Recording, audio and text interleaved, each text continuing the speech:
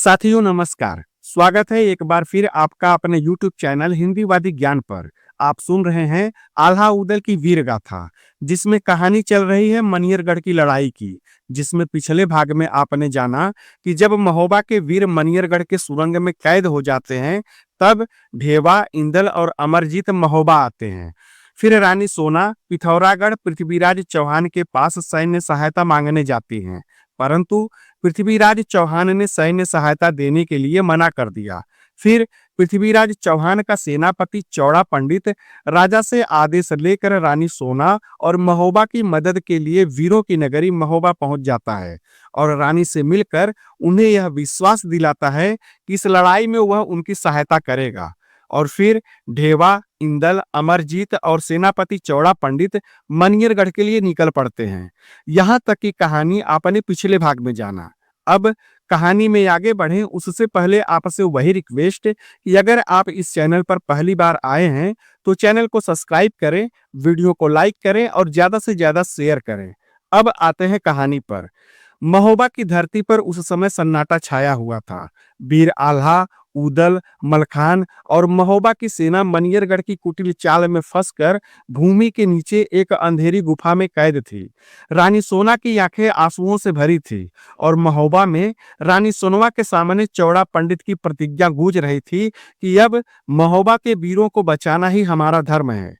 इसी प्रतिज्ञा को लेकर सेनापति चौड़ा पंडित, वीर ढेवा, इंदल और अमरजीत चारों ने मनियरगढ़ की ओर प्रस्थान किया। वे घोड़े पर सवार होकर हथियारों से सुसज्जित सांझ के समय महोबा से निकले। रास्ते में जब सूर्य की किरणें पेड़ों के बीच से छनकर पड़ रही थी, तब चौड़ा पंडित के मन में विचारों का तूफान उमड़ रहा था।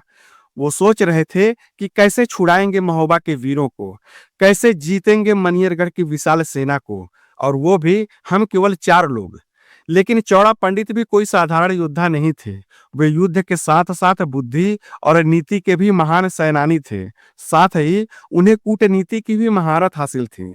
चारों जब मनियरगढ़ के समीप के जंगल में पहुंचे तो चौड़ा पंडित ने घोड़े रोक दिए और गंभीर स्वर में ढेबा, इंदल और अमरजीत से कहा, वीरों, अब यहाँ तलवार नहीं बुद्धि चलेगी। मनियरगढ़ पर सीधा वार असंभव है, क्योंकि हमारे सामने एक विशाल सेना है और हम सिर्फ 4। इसलिए हमें पहले अपने बंदी भाइयों को मुक्त कराना होगा। फिर चौड़ा पंडित ने आगे की रणनीति समझाई और कहा कि ढेवा, तुम यही घोड़ों और हथियारों के साथ रहो। मैं इंदल और अमरजीत को लेकर नट और नटनी का वेश धरकर किले में प्रवेश करूंगा। तुम दूर से हमारी रक्षा पर नजर रखना।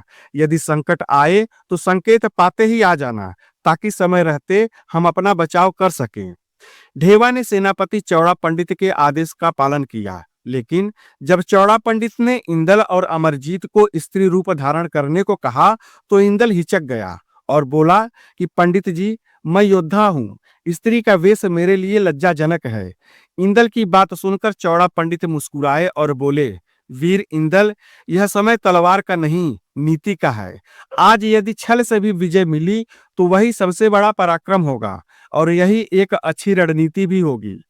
इंदल समझ गया कि सेनापति चौड़ा पंडित सही कह रहे हैं और मनियरगढ़ से संग्राम के लिए वह भी तैयार हो गया। चौड़ा पंडित पास के बाजार गए। वहां से उन्होंने एक ढोलक, कुछ रंग बिरंगे स्त्रियों के वस्त्र, काजल, लाली, बाली और गहने खरीदे। जरूरत का सारा सामान खरीदने के बाद चौड़ा पंडित वापस जंगल में लौटकर उन्होंने इंदल और अमरजीत का श्रृंगार करना शुरू किया। पहले इंदल को एक लाल चुनरी ओढ़ाई गई, आंखों में काजल लगाया गया, गालों पर लाली, कानों में झुमके और नकली बालों की चोटी घुटनों तक लहरा रही थी। अमरजीत को नीले रंग की साड़ी पहनाई गई। उसके होठों पर लाल रंग की लाली और माथे पर बिंदी चमक रही थी। जब दोनों तैयार हुए तो सचमुच वे दोनों सुंदर नटनियों की तरह प्रतीत हो रहे थे। यह देखकर चौड़ा पंडित हंस पड़े और बोले कि अब यदि स्वयं देवता भी इन्हें देख ले तो पहचान नहीं पाएगा कि ये महोबा के वीर हैं या अप्सराएं। उसके बाद चौड़ा पंडित ने भी अपना हुलिया बदल लिया और उन दोनों के पिता बन गए। फिर चौड़ा पंडित, इंदल और अमरजीत नट और नटनियों के रूप में मनियरगढ़ पहुंचे। उस समय सूरज ढल रहा था। सुगंधित हवा बाग में बह रही थी। बाग के एक कोने में चौड़ा पंडित ने ढोलक बजाना शुरू किया और इंदल व अमरजीत ने नृत्य आरंभ कर दिया। उनका नृत्य इतना मोहक था कि देखने वाले मंत्रमुग्ध हो गए। उनके लचकते कमर और थिरकते पैर, उस पर उनका सुडौल शरीर, जो भी देखता देखता ही रह जाता। ढोलक की थाप, घुघरू की झंकार और स्त्री रूप में दो वीरों की लचक देख पूरे मनियरगढ़ की जनता का ध्यान वहीं खींच गया। इधर उसी समय राजा माणिकचंद अपनी सैर के लिए निकले हुए थे।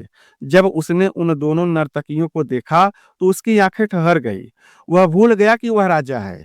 उसके भीतर वासना का दानव जाग उठा। वहीं राजा को देख नृत्य देख रही जनता वहां से हटने लगी। जब वहां भीड़ कम हुआ तब राजा घोड़े से उतरा और उनके पास गया और डांटते हुए पूछा कि कौन हो तुम लोग, कहां से आए हो? क्या तुम्हें नहीं पता कि मनियरगढ़ में बिना अनुमति के प्रवेश वर्जित है? तब राजा के सामने चौड़ा पंडित ने सिर झुकाकर कहा, महाराज, हम गरीब नट हैं। राज्य राज्य घूमकर नाच गाना करके अपने पेट की रोटी जुटाते हैं। हम गरीब हैं महाराज, कृपा कर हमें माफ करें।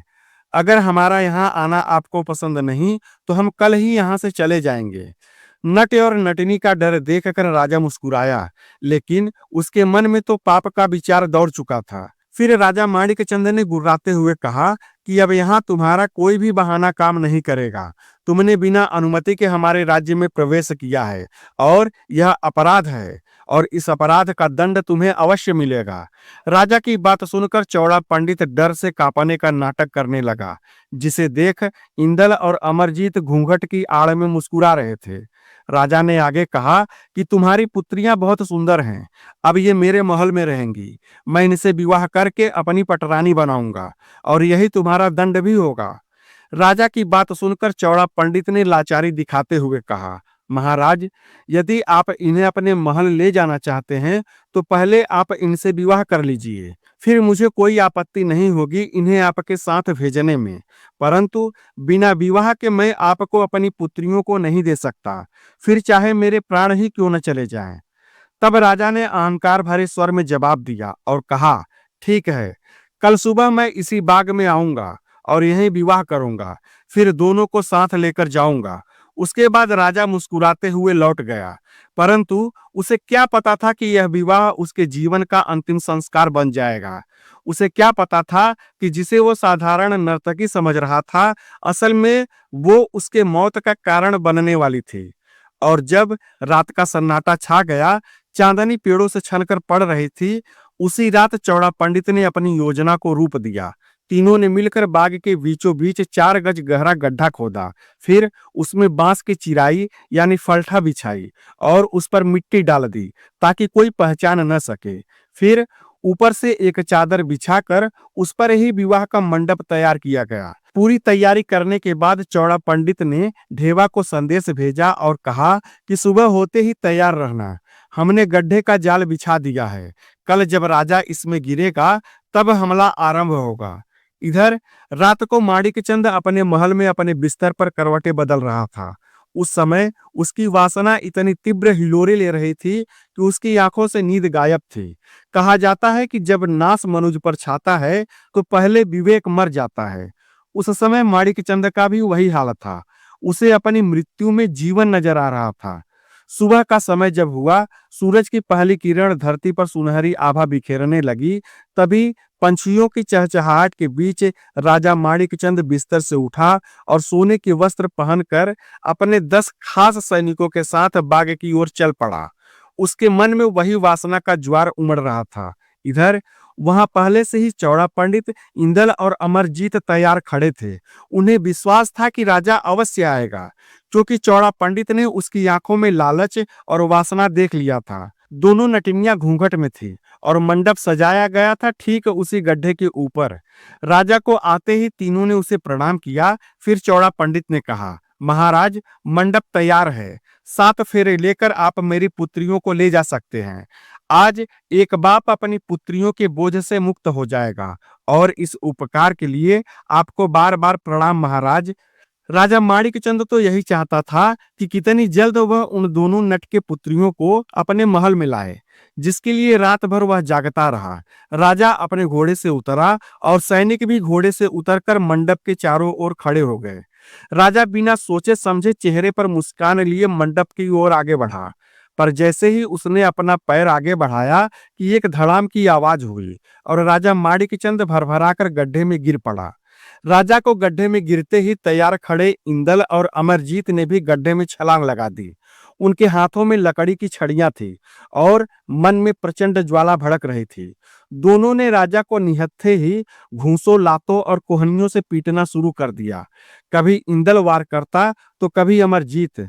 राजा की चीखें जंगल में गूंज उठी। इधर जब सैनिक दौड़े तो चौड़ा पंडित और ढेवा तलवार लेकर उनके सामने आ गए और हर हर महादेव का नारा लगाते हुए दोनों ने 10 सैनिकों को पल भर में धराशायी कर दिया और सबको एक इमली के वृक्ष में बांध दिया। इधर गड्ढे में इंदल और अमरजीत की प्रचंड मार से राजा बेदम हो चुका था। उसे कुछ समझ में नहीं आ रहा था कि एक पल में ये क्या हो गया।